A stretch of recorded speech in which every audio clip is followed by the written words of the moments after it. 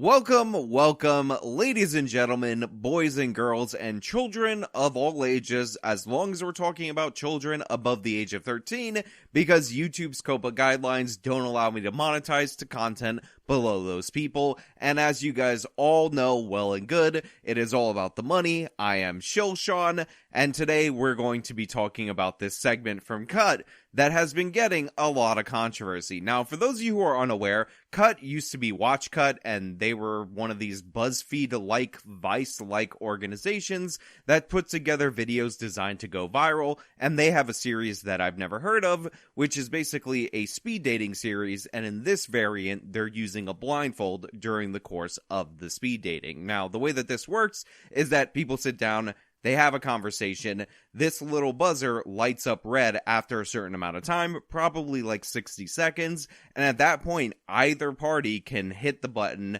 and essentially get the next person here. That's how you buzz someone out. And what I find absolutely hilarious about this video series, which by the way is quite popular, quite successful, has 2.4 million views, is that it's essentially the premise of MTV's failed speed dating show Next, except in internet form, showing that all you need to do if you're one of these major corporations is steal ideas of crappy reality shows and present them with a new skin for the internet to be wildly successful. However, the video we're going to talk about today involves a man called Nathan, and Nathan has a 10,000 IQ. I know I always say I'm the only one with the 10,000 IQ, but Nathan definitely matches it, because during the course of this blindfold speed dating episode, Nathan figured out a way to determine if the women that he was talking to were in fact overweight, and therefore he was going to buzz them immediately, and it's amazing. But before we get into that, this video is sponsored, so let me chuck it to the sponsor.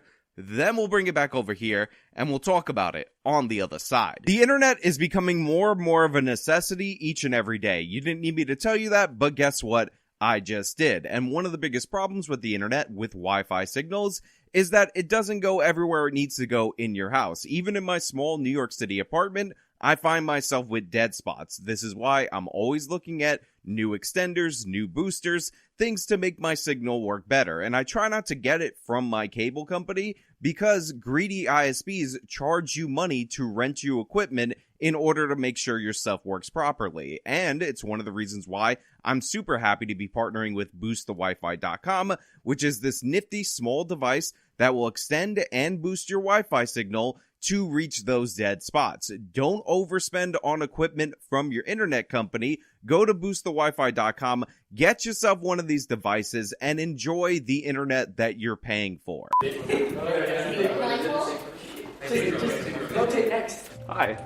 I've already explained the premise of this show. This girl just buzzed away the previous guy that she was talking to, so Nathan enters frame, our hero for the day, and get a load of what he does. Can I get a hug? Where are you? Put your hands up. Oh, okay. There we go. Okay. Hi, I'm Nathan. Nice to meet you. How are we doing? You know, I'm great. Thanks for getting me off my feet, moving around a little bit. Yeah, you know. So right there, Nathan has already initiated his plan, and he is determined that he does not want to date this girl. He is just waiting for the buzzer to be activated. And what's funny about this is that the girl's like, oh, thank you for getting me off my feet. She's intrigued by the hug, not realizing the fact that Nathan is not interested in overweight women, and she just sealed her fate. What do you find yourself doing in your leisure time? I love watching television and film. I studied film for a really long time. Okay. So Guilty pleasures? I always say, like, my number one guilty pleasure show is Riverdale. I will never recommend anyone watch the show. Okay.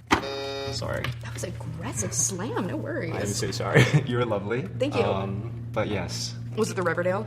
I'm gonna be very candid with you. We have a little bit of a bromance back there, and so I kind of did it for the boys. Yes, that was in fact quite aggressive in terms of a slam, and I love the way that she ends up asking him a question about what it could have been, possibly the Riverdale reference, and our boy Nathan right here ends up playing it off because he doesn't want to give away what he's doing to the production team, let alone to this girl that's going to go back to a room with other girls. Hi, I'm Nathan. Hello. It's nice to meet you. It's nice to meet you. I'm Samantha. How are you doing today? I'm doing good. So in terms of dating, what is something that is like an automatic deal breaker? I can be really chatty sometimes, and I've had a lot in my past where people like, I'll talk about something and then it'll just cut me off. Listen, I'm talking here, lady. You're rambling for way too long. Now, obviously, when Nathan deploys his plan against this girl who has the pink hair and all the markers of a leftist woman, you know it's not going to work out for her. But even if we were judging based on personality and you were on this speed date, how would you feel at this moment if the first thing a girl told you was a red flag for her was the fact that other people talk and they don't just listen to each and every other thing that she said? Pretend you're not on the show, pretend you're on a regular date with her, or maybe you're just talking to her on the phone and she told you this as she's rambling initially, when again, a date is supposed to be more of a conversation. Now, I don't know if you guys know this, but I, Sean Fitzgerald, owner and content creator for the actual Justice Warrior, am actually the absolute best dater human person ever. I give advice to you plebs out there who ask for it, and I'm 100% right. And I can tell you that on a date, what you need to do is make the appropriate amount of eye contact and engage in conversation, not talk too much or talk too little. So already, for me, not even based on anything else, this is a problem. Already, for me, I got an issue with where this is going. It's something that you watch by yourself that's a guilty pleasure that you don't tell anybody. I watch a lot of anime. Wait, this girl watches anime? Whoa. That just totally changed the equation, because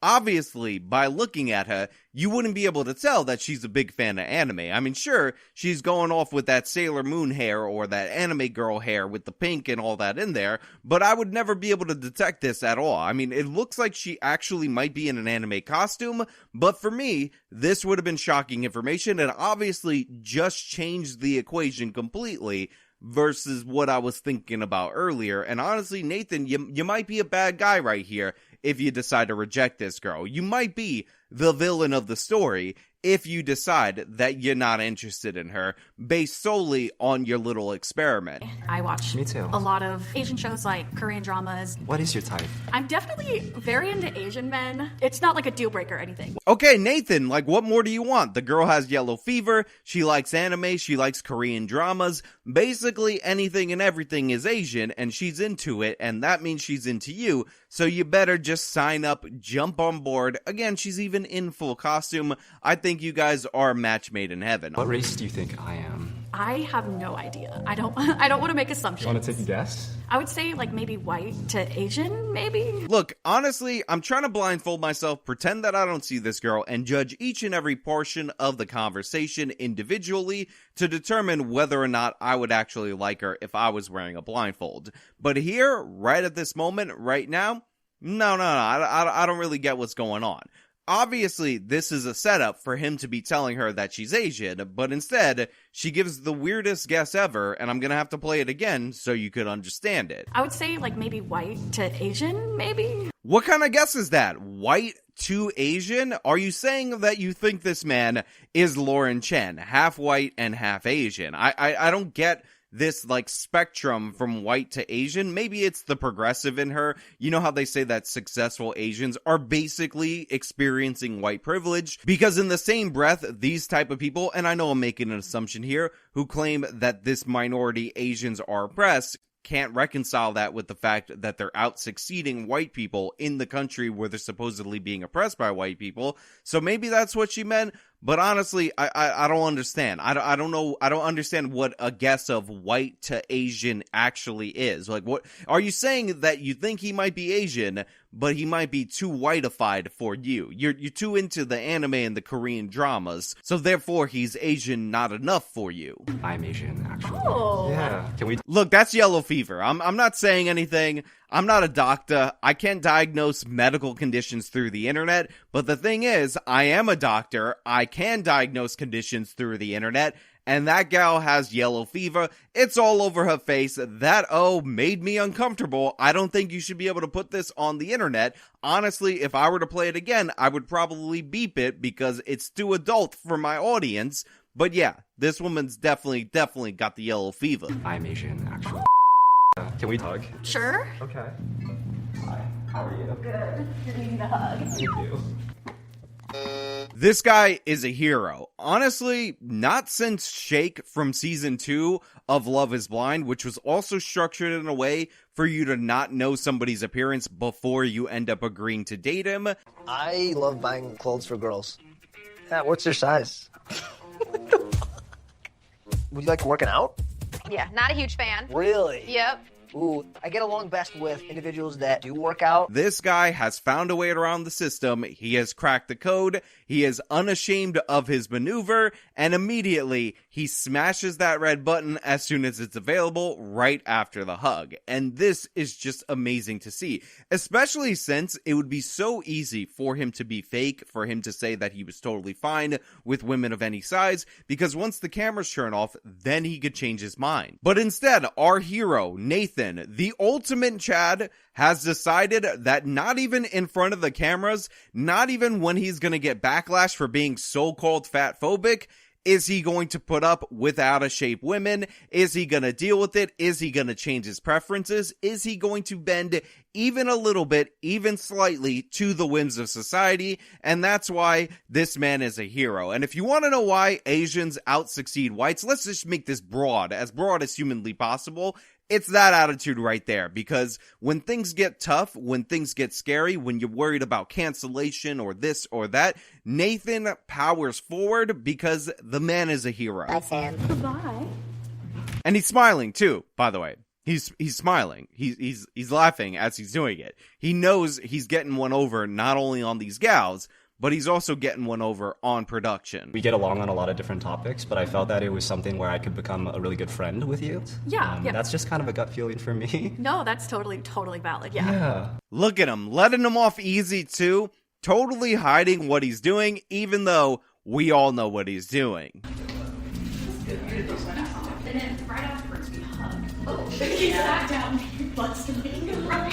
So now all these women, this whole gaggle of gals, is putting the pieces together. They're figuring out what's going on. They're cracking the code that is Nathan, who, by the way, beautiful performance where he's talking about how he feels so bad and all of that. But in reality, Nathan didn't come here to lose. He came here to win. He came here to endure. He came here to power through. Nathan, models.